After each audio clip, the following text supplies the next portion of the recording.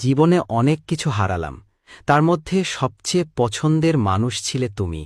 যদিও গল্পটা ছিল অল্প, তবুও তোমাকে মনে রাখব মৃত্যুর আগে পর্যন্ত। কারণ মানুষ তো জীবনে অনেককে দেখে, অনেককে চেনে, কিন্তু হৃদয়ের খুব ভেতরে জায়গা পায় মাত্র একজন। তুমি ছিলে সেই একজন, যাকে হারানোর ভয়টাই ছিল সবচেয়ে বেশি। আজও চোখ বন্ধ করলেই মনে পড়ে, হয়তো খুব বেশি দিন ছিলে না, কিন্তু যতটুকু ছিলে সবটাই সত্যি ছিল, অনুভূতির মতো পবিত্র ছিল। সময় বদলেছে, মানুষ বদলেছে, কিন্তু তোমাকে নিয়ে যে অনুভব ছিল সেটা কোনো দিন বদলায়নি। তুমি দূরে চলে গেলে ঠিকই, কিন্তু তোমার হাসি, তোমার কথাগুলো আজও মনকে ভেঙে চুরমার করে দেয়।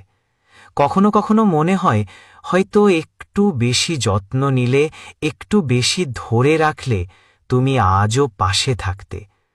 কিন্তু সব গল্পই তো সুখের হয় না। কিছু গল্প অসম্পূর্ণ হয়েই মানুষকে বাঁচিয়ে রাখে। তোমাকে হারানোটা শুধু একটা ভুল ছিল না, এটা আমার পুরো জীবনের সবচেয়ে বড় আফসোস।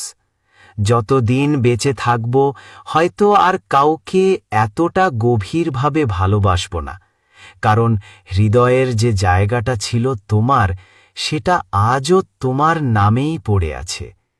কিন্তু জানো, সবচেয়ে কষ্টটা কোথায় জানো? আজও যদি হঠাৎ তোমার নামটা কারো মুখে শুনি, বুকটা কেঁপে ওঠে।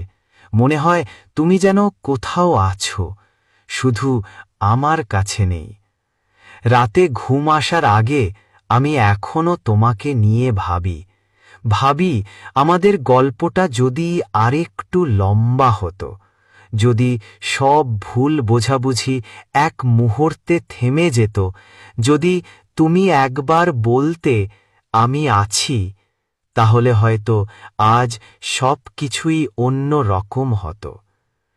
আজও তোমার স্মৃতি থেকে পালাতে চাই, কিন্তু তুমি এমনভাবে মিশে আছো আমার প্রতিটা শ্বাসে, যেন তোমাকে ভুলে যাওয়া মানে নিজেকে হারিয়ে ফেলা।